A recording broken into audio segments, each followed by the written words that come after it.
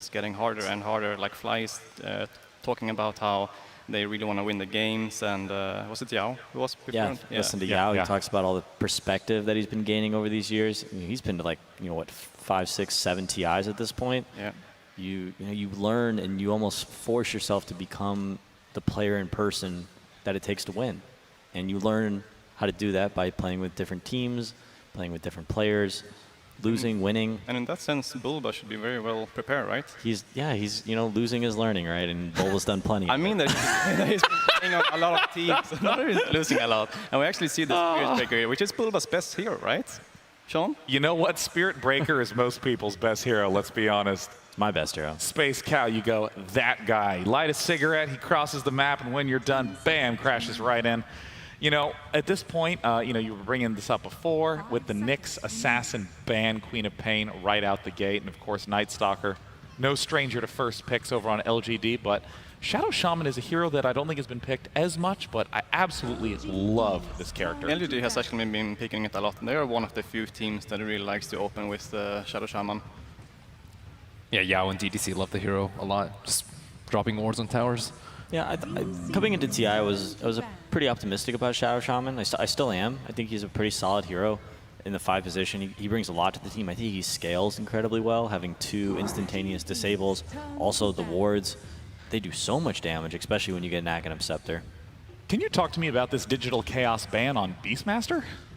Well, we saw Yao, or I think it was Yao, just feed relentlessly against VP with it the other day. It was 11, excuse me.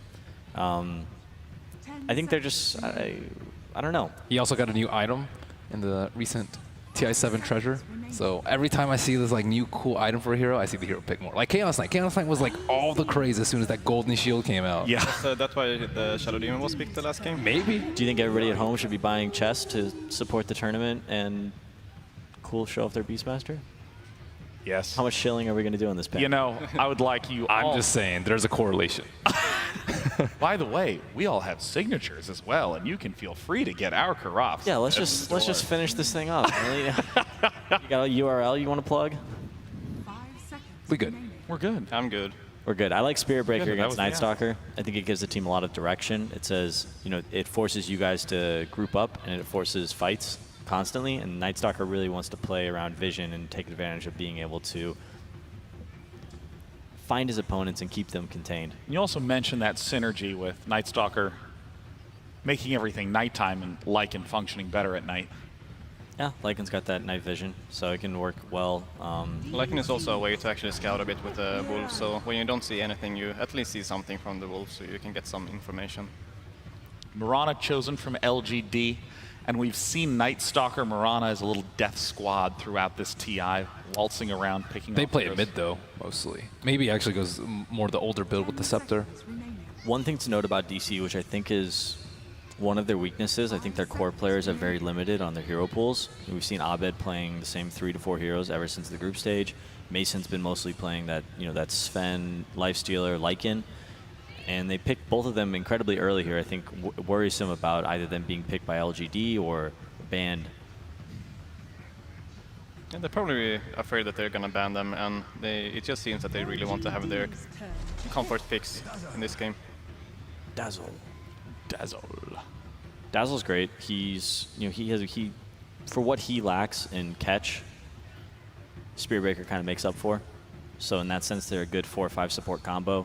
Spirit Breaker will force the fights. Dazzle will help your team win those. Works really well with Lycan and his summons, and if Quap ever gets into a sticky situation, you can shallow grave him and bail him out there. Speaking of course with limited hero pools, I think Ame has been playing like Terrorblade and Troll a disproportionate amount compared to other position 1s. Yeah, and the Troll has most been with Magnus. 11 has been playing Magnus a lot on the offlane, but I'm starting to get a better feel on Troll. I'm finally I'm coming around to it. I'm understanding it. He's very good against other carries. He just wants to get on top of them and bash them. Yeah, he's very good against carries like Sven, Luna.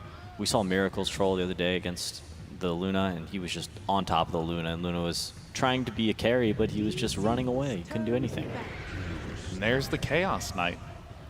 DC definitely lacking in AoE. Lucian heroes could present a big problem for them. Yeah, I mean, bring up what we brought up earlier in the day, that Chaos Knight has had some unbelievable games, getting a heart and feeling unstoppable. He's also had some very pathetic games where, without any good kills in the mid game, he's kind of absent, but at the very least it's another stun for LGD.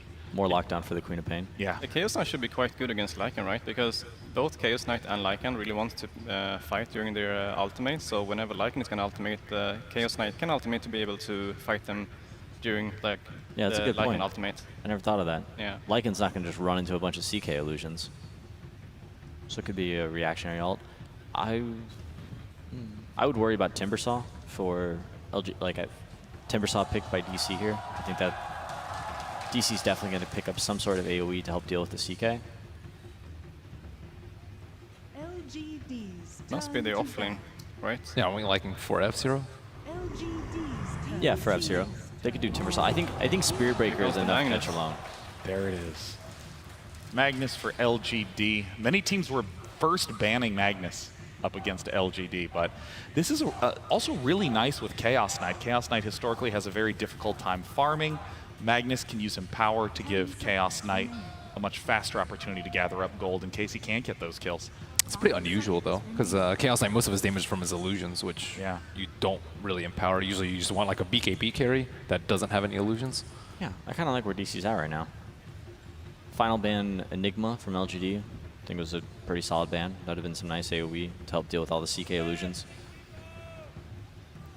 But what do you guys think about Timbersaw? Any opinions? I think he works well with the Spirit Breaker because Spirit Breaker locks down a hero, and Timbersaw's problem is if people are like running away, so you need stuns. Yeah. The only problem is that they actually only have Spirit Breaker. Yeah. You usually want something with a lower cooldown than maybe his ultimate to set up kills for the Timbersaw. So maybe some more disable. Let's see, we have Sand King is still in the pool. That could be an option. Enigma ban was very good, I think, from LGD. It could be worked very well with DC's lineup.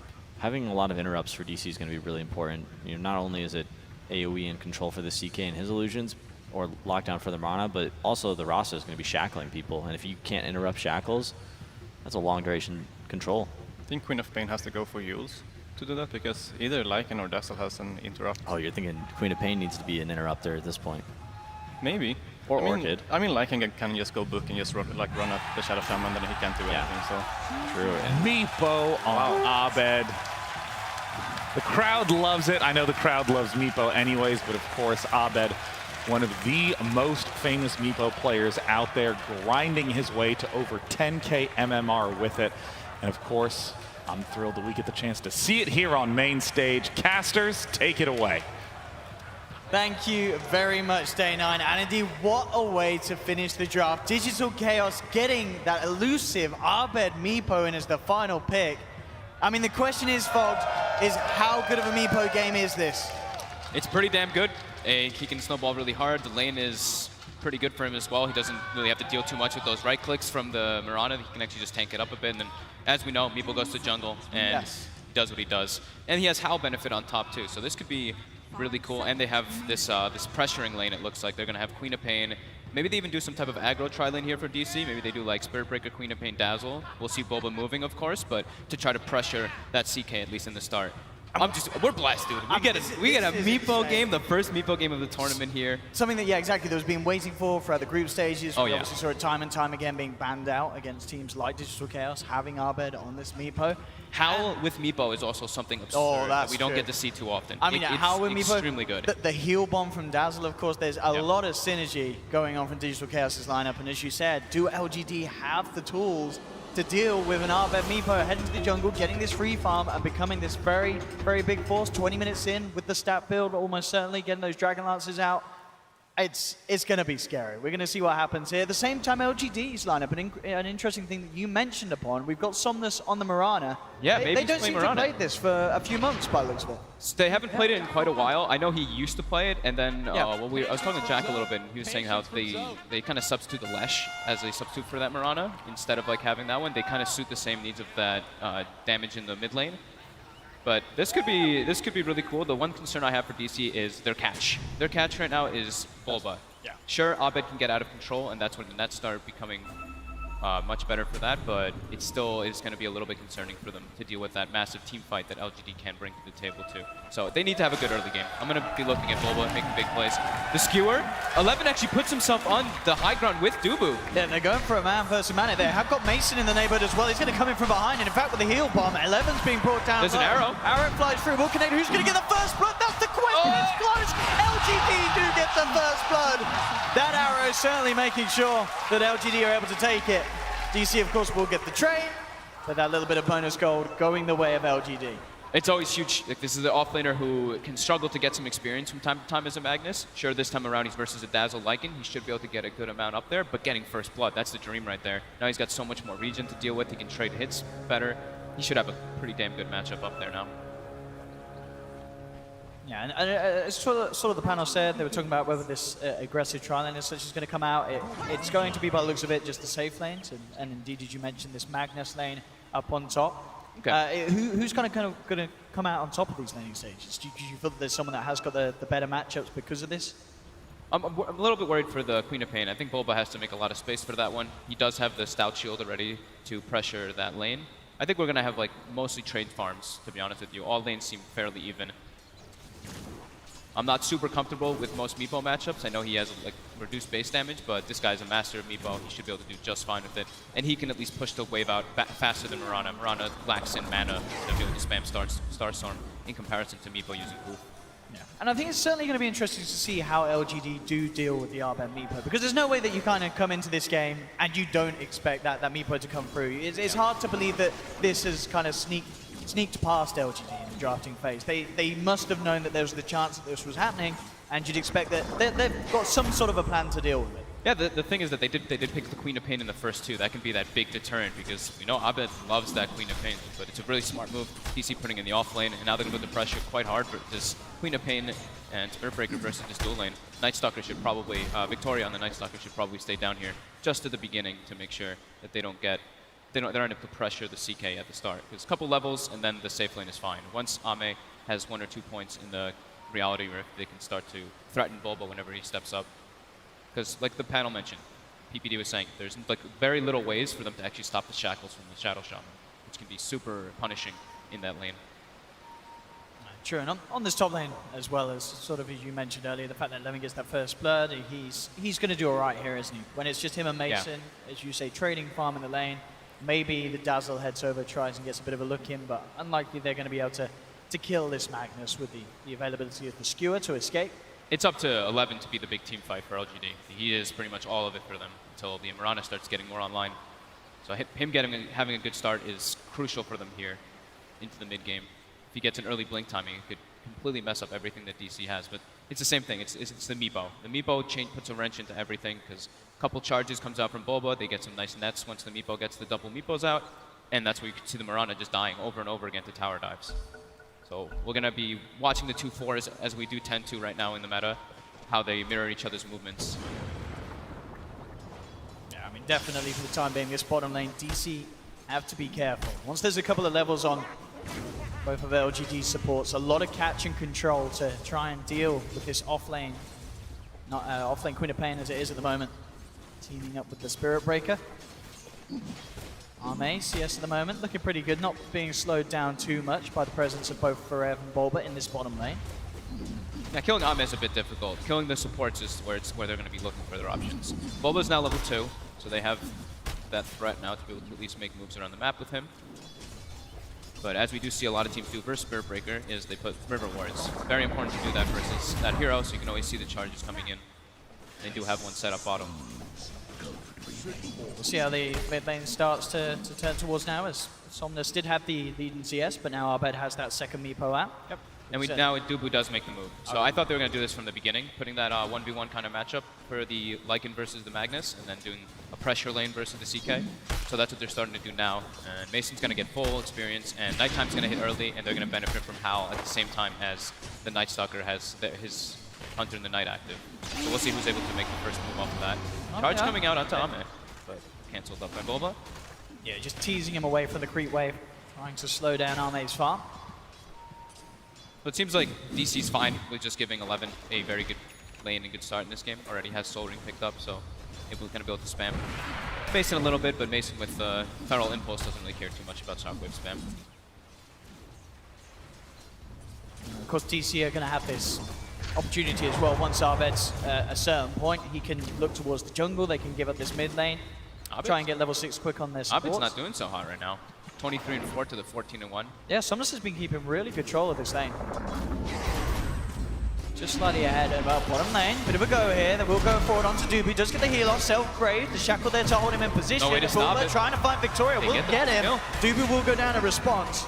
Just the 1-for-1. See if Forever Bobble can do anything more. But there's a lot of mana in the tank for Forever. Indeed, he jumps forward. Looking for Yao. They've got the charge forward as well. And DC, they'll clean out the 2 on this bottom lane. Armade now. Back with the presence of Victoria. Tries to bring Forever in. But not quite enough control there from the CK. Having that level 2 Howl there, giving all that extra damage for them to get the kill first, very important. Something you always have to worry about when you're playing versus that Lycan. It's now going to be nighttime too, so you have to make sure that you remember about the double aspect of the Howl. Even though you do have darkness, you have the Hunter in the Night from the Night Stalker, fighting into Howls at this time is pretty difficult if you want to go for like a try-v-try action. And DC has a very strong tri-lane if they keep it down there. But now we do see the movements coming out. Bobo wants to pressure the other lanes. Dubu staying behind Forev, just being a little bit careful. But Forev's not really too in risk of dying unless the Night Stalker rotates in. Yeah, levels on Victoria, 2.5 at the moment. And under this cover of first night, we'll see if they can achieve something. They once again are set up down on the bottom lane, looking for Arme to lead in. Won't quite get the rift there as Forev heads into the tree line. Even if they do, it's relatively hard with Dubu's presence there behind him, as you mentioned. And maybe 35 and 8 CS now on the Mirana to the 23-1 of Meepo. Abed had to already resort to start hitting some jungle creeps to make sure he can keep up, but already falling behind in levels as well. Boba down here. See if he can do anything. I think LGD, yeah, they should be aware. They did have the ward out. Abed could be in some trouble here. They do see the rotation coming up, but you know, still gonna watch himself. Still a walking courier on DC. And this top lane, this 1v1, as it has been for the most part. Mason certainly taking the edge, to be fair. 35 against the 20 of 11. So, yeah, definitely the Howl coming to work here, and as you mentioned, having that passive regen, allowing Mason to be that little bit more aggressive in this lane and have the potential of bullying the Magnus out. He's playing it very, very well at the moment on this line. Yeah. The Mag is, I think 11's still very happy. It's like sure he's not getting the last hits, but the levels are the big importance, at least for the Mag early on. Blink daggers, of course, are super important, but the fact that you're an off-lane Mag going to be hitting level 6 at the 6-minute mark is pretty damn good. Look at this down bottom, trying to go aggressive. Instant hex there onto Boba to hold him back. Armade trying to go back in return. They do get the shackles off. Rotation. Zhao focus. Zhao's gone. They've lost the 1-for-1. Can LGD find anything more with this? Indeed, they brought Somnus in from the mid lane. Looking to chase down Bulba. He'll go for the charge. They're trying for the arrow. Oh, nice cancel of the charge there to dodge the arrow. But Bulba still could be in trouble here. We'll see how heavy Somnus wants to come searching for him. And it looks like they're just going to leave it be. So Bulba will be fine for now. This is where Meepo catches up. As we were talking about, so the mid lane, you can trade some farming, but Mirana was getting a couple extra harassment hits, and so he pulled ahead, but then Abed just goes to jungle. That's what Meepo does. And now he's perfectly caught up, just about the same net worth and levels. And he should accelerate much faster than the Mirana now at this point. Bottom lane, Arme gets the catch. The three of them do manage to find Forev out alone. Didn't quite have Dubu around with him as Dubu's headed up towards the top lane on the Dazzle. Victoria was able to close the gap and get the crippling fear on there, so that nighttime silence. If Forev doesn't have backup, that's when he's really susceptible to dying, when they have the tri-lane down there. Because only a dual lane, he should be fine if he's full health, but with Victoria, it makes it harder. I mean, Victoria's here, but Bulba's got eyes on him. Charges forward, there's the first net. Forev jumping into position. They managed to trap the Night Stalker. They'll take him down immediately. Nothing that Somnus can do in response with DC's 4-man there in the neighborhood. Yeah, Tread's double Wraith Band now finished up for the Meepo. He's super tanky. On top of Howl, over 1200 HP on Agi Treads. Oh, and rather interesting as well. So the build from Abed this game looked to be the 2 Wraith Bands into the Diffusal. So obviously great amounts of damage and a great amount of chase. Massive amount of agility, great chase, and it can also purge off the Empower from people. So they don't have to deal with the cleave. That'll be really useful. Bottom, another go here onto Dubu and with the silence crit. there. No chance for Dubu to respond. LGD, they're finding quite a bit from this bottom lane now. DC letting this safe lane Chaos Knight Arme get involved with the kills. 2-0-2 at the moment on the bottom. And the CS looking Looking good for him as well. Still, then Mason definitely having the best time on the map at the moment. He's getting the solo lane, solo XP. Very, very few CS being missed by this Lycan. And that's on his, I mean, it's Mason on his most... Oh, and here we go now. DC looking to try and switch things around on this bottom lane. They come in with the Meepo, get Arme. They've got the route onto Yao as well. They should be able to clean up both of these. Abed already making these early rotations, making sure that the lanes go the way of DC. Yeah, beautiful rotation by Abed. Doesn't need to always be jungling. That's the nice thing about a Meepo is you're off the map a lot of times, so when you make those rotations, it's unexpected. And it was actually rare this time around. LGD had no real wards on the map for quite a long time. They go for the RP play on Mason top, but they actually ends up canceling it. Mason's able to just shapeshift away. But yeah, there was about 4-minute downtime where LGD had little to no vision whatsoever on the map. Now we see the Night Stalker went around, placed the aggressive ward to watch the enemy jungle, and a lane ward bottom, so they can know the movements. Somnus. Something. The arrow. So that rotation, though, from Abed, it did cost him their mid lane tower. So maybe definitely recognizing what he wants to do. Every time the Meepo goes to the jungle, goes to a rotation, pressure it, and that gives you always the windows to be able to go and invade the jungle. Bottom lane, Boba. Looking for some bashes here. Get one of them. Get anything more out of it? Doesn't look like he can. We'll let Victoria go. But this is true. You know, you say about getting the space in the mid lane. They're also now getting the space on the top lane. LGD taking towers. Same time DC are down on the bottom. They're looking for the tier 1 trade. And at the moment, it looks like they should get it. Indeed, they'll take that tower down. Mason misses the last hit, though. See if Ame is able to get the top last hit comparison. No! Oh, 11 snatches. That's going to get him closer to Blink Dagger. And like we mentioned, that is the big team fight for LGD.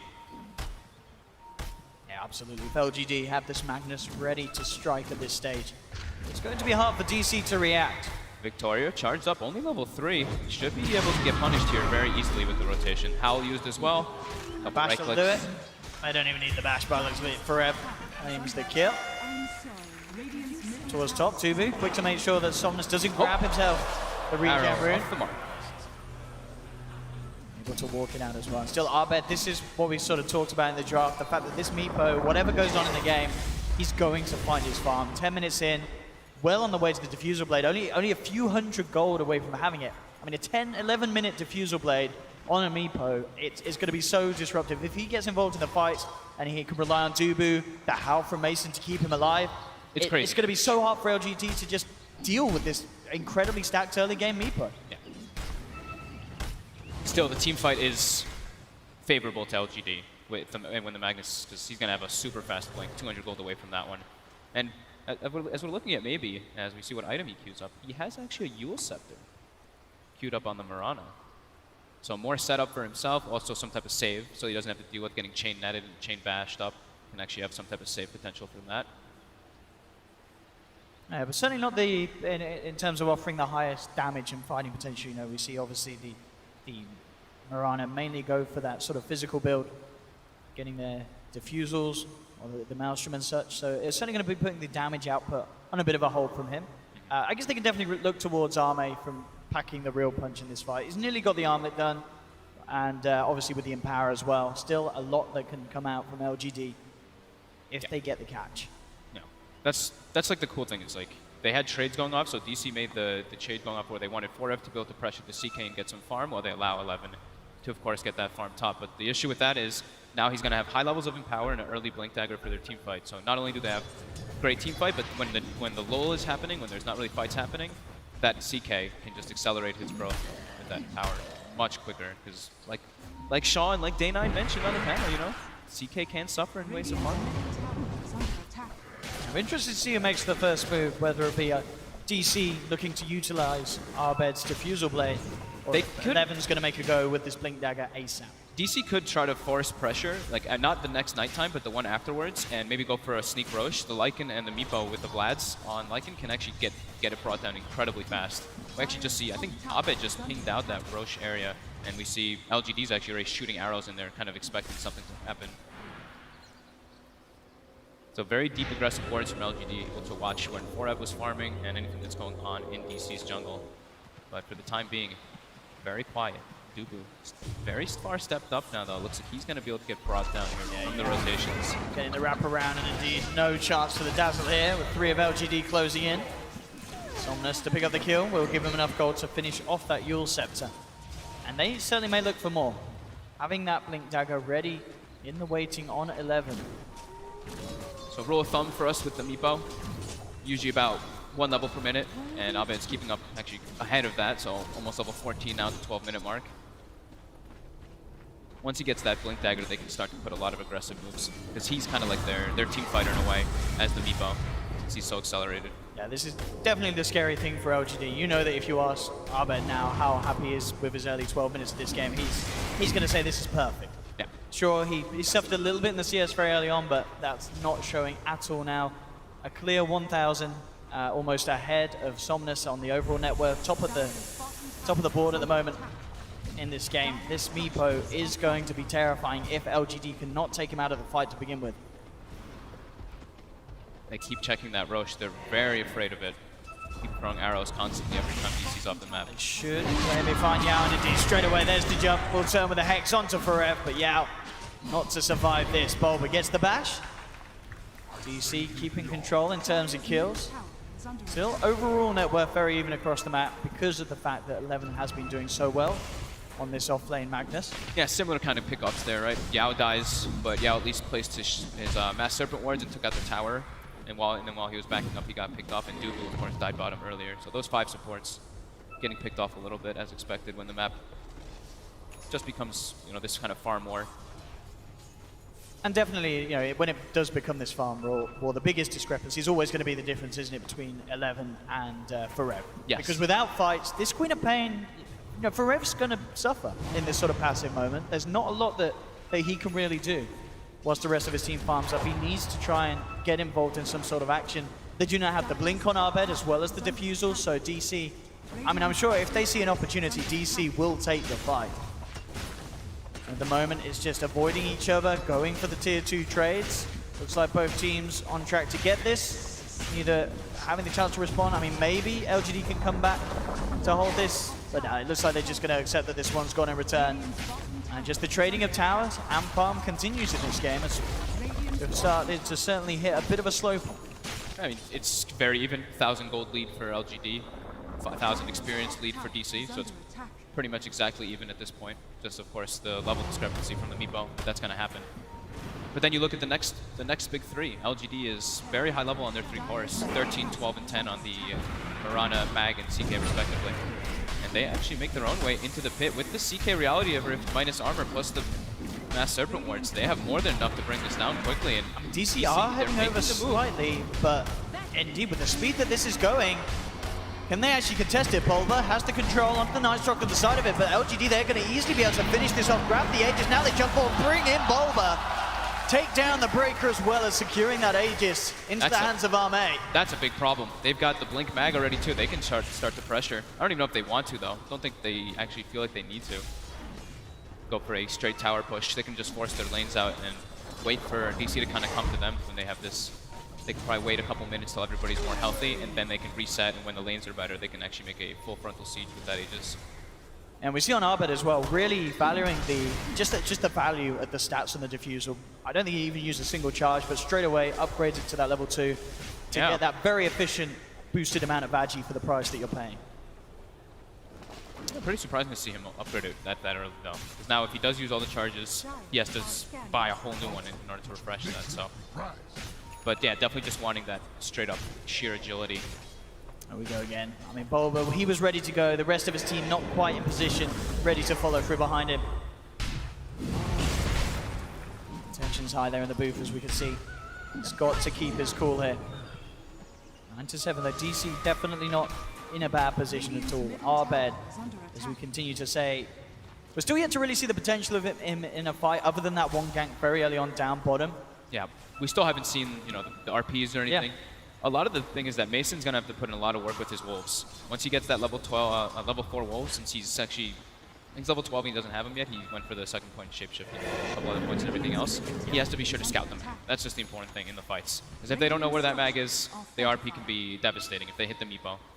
And worth noting as well, of course, Mason, going for the build that we started to see fall a little bit about favor. You know, recently a lot of Lycans going back for the Necro Rush, but obviously having the Vlad, it's absolutely perfect when you have this Meepo, something that Abed's going to benefit off. And he's playing versus CK with an Empower. So CK will build BKB, and with the Empower, he can just cleave down the Necro units and not care whatsoever. So wanting to have armor, that's what Mason's focus on this time around. Sure. Armor, armor, armor.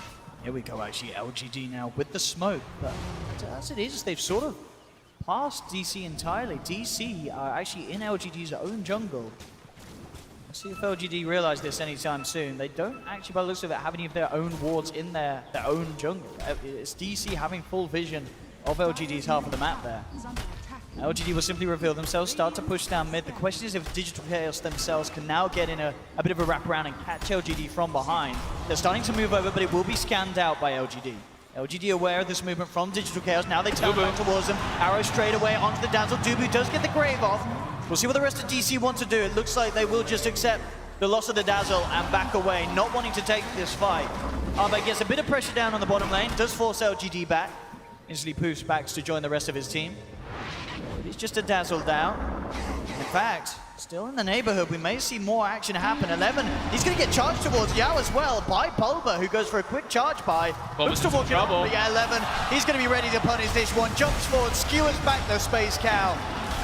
And Bulba there, maybe just creating space, trying to make sure that LGD didn't therefore jump in on any of the bigger members of Digital Chaos. They've got view of Mason too with the Yule Scepter, more catch. That's going to pay off massively if they get the kill, and indeed with the stun connection, there's no escape there for Mason. That Yule's pick up indeed from Somnus, maybe being the perfect item there for the catch. Starting to get pretty concerned for DC. They have this super far Meepo, so we can still give them that, of course, but the other two cores are starting to fall heavily far behind. Forev hasn't been given the chance to actually use Sonic Wave, so Queen of Pain can flash farm, of course, with her abilities, but ideally you want to be fighting as an offlane Queen of Pain. That's where you get your gold, that's where you get your momentum swing. So it's Meepo and then 3 big cores of LGD, and like we said, LGD has the team fight. Yeah, and they're ready to go high ground. We'll see what DC can do to stop this. The Serpent wards are out, 5 seconds and Mason's back in. How do you enter into this fight as Digital Chaos? They have to be so careful with 11 keeping himself on the back lines, ready to blink in with an RP for the counter initiate. Man, DC does not really have good D-push. The only thing they really have How do they is stop this? I mean, Arme's just going to bring them in, ready to fight. Dubu has to grave himself 11. Shadow Blade up on the side. They do have vision upon him. Bulba charges in, gets the done down for him. With the They've got 11. Oh, the RP! Comes out! The Starstorm as well! LGD absolutely destroying Digital Chaos. There's no buyback either. Abed actually bought the Eagle Song. I mean, if they realize this, they could maybe even go for a finish. No, a whole minute without that Meepo. They're going to heal up. They're unlikely to know. They're unlikely to know, and they will back off. Oh my god, they like almost brought him down too. They kind of isolated him. The Spirit Breaker charge comes through, but living with about 100 HP, everyone's he got it off. We'll see it here again. I mean, how many he quite catches in it. I mean, looks like 3 to me. And they know he's there. They're pinging him out. Bulba makes a beeline straight for him. But there's not quite the control. He goes for the ultimate, but immediately that silence there. The silence from Victoria stopping the Nether Strike from Bulba meant that the RP was successful. Brilliant play from the Night Stalker. And off the back of that, of course, as we saw there, cleaning up that mid lane, Rax. You see the relief instantly as soon as he's dying and he's feeling the pressure, then gets the RP off. That's incredibly super opportune moment. And that's the first time now we see the Sonic Wave used. That was the first time we see the RP used, and now look at that gold lead. Look at that experience lead. Radiant's middle tower is under attack. Digital Chaos. I mean, it was exactly, as you mentioned, coming into that. Dealing with this sort of pressure this early on, it's not great. You know, Digital Chaos, they want to be the ones making the jump. They want to have the fight starting with Abed immediately bursting down a couple of LGD's members. But when LGD come down your mid lane like that, drop your wards, make themselves at home in your base, it's very hard to get them out. I love this by Ame as well, picking up a Blink Dagger now too. So if he isn't in the position to follow up for the RPs, now he always will be. So nighttime, now we have smoke for smoke action. They've got to do something with this. LGD gets the high ground first. They're on the high ground first indeed, straight away. Bulba does get the charge off on the side. Ame, bring it Duber in, has the ult back online with Abed. Getting bursted down, Somnus looking towards Bulba now, turns attention back towards the Meepo. They have already lost 2. Abed gets critted down there. Ame doing the work on this Chaos Knight. They've taken down 3. RP just comes off call down 11. Comes in for the cleanup. LGD team wiping Digital Chaos. And we asked ourselves if they had a plan for this Meepo, and I mean, whatever they're doing, it's certainly working this game, LGD. Look at the damage done in this fight. 6,600 by CK and 6,000 by Mirana. That's insane at this point. With the Mjolnir picked up so early. 11 was forced to buy back for that cleanup RP, but they're going to get another Rax out of this. Absolutely worth it. Straight in on the top lane. With 3 members down, they're going to have Barret back up in a second, but no Mason. No Arbet for a while. They will get the skewer back, and it is straight away with the stun. They'll bust down Barret with the Sonic Wave. Now looking for the turnaround. Does take down Arme. That's the Chaos Knight gone for 50. If they can find these two as well, this will be a massive hole. Barret will get a second, but still, 11 and Victoria, they're too big and strong. Bulma tries to charge in, but 11, he can turn. He'll look to try and fight back. Yao comes in with a quick zap. And the Raxes are dead already. They're gone. And GG is called. DC want to reset this, move on to game 2 because game 1, LGD just playing on another level. Absolutely insane start for the series for LGD. They didn't really let DC do what they wanted to do with their lineup, is get that Roche, have the Aegis, and take fights around the RP with Amiibo with Aegis. And they just didn't allow that to happen. They were just kind of farming around, always checking to make sure that Roche, and then they all kind of grouped up together. Even though they don't have this like crazy sustain lineup, they have the RP. They know they have that big team fight. And during those like low periods, we saw the CK just gradually building up net worth while Forev slowly but surely started to decline. And it just becomes really difficult for them to fight. Because in order for them to get damage out and to burst down that Magnus, they all have to kind of clump up. Yeah. And maybe get to 3 or 4 man RP. Here on the main stage, tension's getting a little too high for DC. We saw camera shots, Boba wiping his brow. Maybe needing to try and reset themselves, coming to game 2 with a bit of a new outlook, because game 1, LGD, they just kept it so cool. We saw the clutch little plays, the silences from Victoria, little things that came together to secure LGD. These team fights, again after again, and coming into it and beating Artbet Meepo. This is going to be a great feeling for LGD. You've seen this team pulling out this pick that you know DC were. They were going for that Meepo. It's like, well, we got you now. But LGD, 22-minute victory. I mean, how do you recover from this position as Digital Chaos? This Magnus, it seems super devastating, I'll be honest. Just in the group stages, they loved picking it as well. This time, 11 had such a good start. Gets a Blink Dagger super early, and then DC just feels pressured. They don't want to take any fights. So we'll see how they can bounce back from it. Absolutely. What a start to this series here for LGD. But we'll pass it back to the analysts to hear what they've got to say about this very quick result. Thank you, OD and Fogg. And I got to echo what Fogg said. Magnus was sick in that game. Those were insane reverse polarities. Meepo got shut down. I mean, do you feel like Meepo was not performing up to par throughout the course of the game? I normally expect Meepos to have much higher net worth. I think he was playing good. It was more that it wasn't a good lineup to play it against. They already had the Magnus, who is one of the best heroes against Meepo. And they also didn't get the first Roche. And getting in the first Roche when you're playing Meepo is like everything. You want to get that Aegis, you want to get your level like 17 or something, and then take a fight with that. But also the cores around him really weren't great to build with Meepo. We had Queen of Pain and Lycan, who don't really offer any control for Meepo to connect with damage. Just, you know, they just do damage themselves. And Merlini and I were talking about how maybe Queen of Pain isn't the best hero to throw in the off lane, unless there's like some Drow Ranger aura to help him out and help him farm. But he was very, very much under farm, maybe like 5th or 6th on network throughout the entire game, and that's not where you want to play a Queen of Pain. It just like feels like that the Queen of Pain was like they tried to trick them that it was mid, and that's why it just ended up on the offlane. And do you think maybe that was like their strategy all along? I think so. That's what it seemed like. Yeah, because we were all like thinking that the Queen of Pain was going to be mid, and then they picked up bottom and everything. But I think they were like already committed though. At that point, when you see everything looks pretty good up until the Magnus, and then Magnus last pick. You don't have that much reserve time. You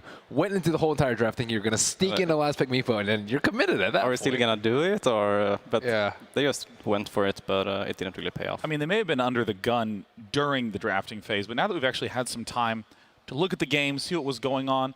I mean, Merlin, do you think there was a different mid that Abed could have gone for instead of Meepo? I mean, he could have just played Quab and then gone for the Timbersaw. Like you said, I think Timbersaw would have eaten up a lot of space, but anything with more disable, more control, more AoE, more team fight, like the Magnus that they had on the opposite side. Really nice coordination by LGD throughout the game. I mean, Chaos Knight never even got to the point where he was equipped with a heart, just nice mid-game items, going for the armlet, going for the Echo Saber, and just output a huge amount of damage in every fight. They had a really nice balance all the way across the board. They had Ross that helped them push the towers. They had lots of AoE damage with Magnus and Mirana.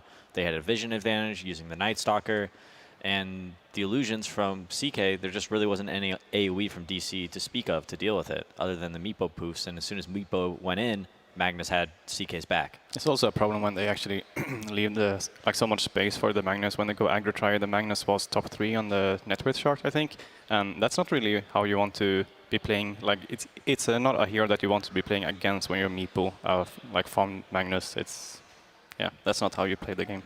Purge, I'm wondering if you can give us some of your thoughts on the match between LGD and DC. It was a very quick match, and DC even got off to a seemingly good start with Bulba getting some key kills. Yeah, it was a really fun game to watch. There's actually at least 5 or 6 things I wanted to look at, so I'm a little pressed for everything I want to talk about. But I really loved how LGD ran the Mirana in the mid lane. It's very effective against Meepo. He didn't have to worry about taking any regen because he's a ranged hero, and so he just bought really fast phase boots as well as Aquila, giving him a lot of damage. And he could very easily TP to the safe lane to help offset the Quap off lane and things like that. Even though he only got 1 kill here, very effective. I love the Yules pickup he got as well. Not only was he able to use this to set up easy kills with Yules into Arrow, but if he ever got caught by Meepo net that could be chained one after another, he could Yules himself first and then leap afterwards. So it was like a cool way to rely on himself to actually get kills if needed. But this fight was probably one of my more favorite ones. I think DC actually played this amazing. Bulba had a great charge despite being the first in. He went in this way and he ended up catching Old 11 on the Magnus. That's the guy they had to worry about, because if they get too grouped, then it's going to result in all their heroes getting clumped, and then the Chaos Knight's going to be able to cleave them down. But the way that Chaos Knight actually played this fight was pretty incredible. He went for all these early game items, and as soon as he saw Bulba here about to charge in, what he did was blink all the way to the north area. That way he pretty much for sure avoids all the stuns. That allows him to hit the back line. Mason actually got distracted, focusing on him rather than running in with Abed at the same time to focus those squishy cores. And as a result, Mason wasted almost all of his time in this fight while Abed killed 2 heroes. And then at the end, we see the Chaos Knight come in and easily get a crit and ultimately kill the Meepo. But very tough game for DC with the Meepo versus Magnus. But man, they really played well considering. Magnus also matches up pretty well versus Lycan throughout the entire game, just having some incredibly strong lockdown, whether or not Mason had a BKB, and then also being able to cleave down any summons that Lycan throws up. Yeah, I mean, I gotta say, I have not gotten the chance to see a lot of Magnus in this entire tournament, and gosh, it's a game like that that makes you a fan of a player immediately. I think they just need to make sure that the Magnus doesn't get farmed, because it's not a hero that you really want to go jungle with. So if you build him out of the lane, then you can probably deal with him. Now, as these players are getting back into their booths, one of the big things this TI was the short film contest. And of course, some of those finalists were going to get the chance to be shown here today at TI. So let's go ahead and take a look.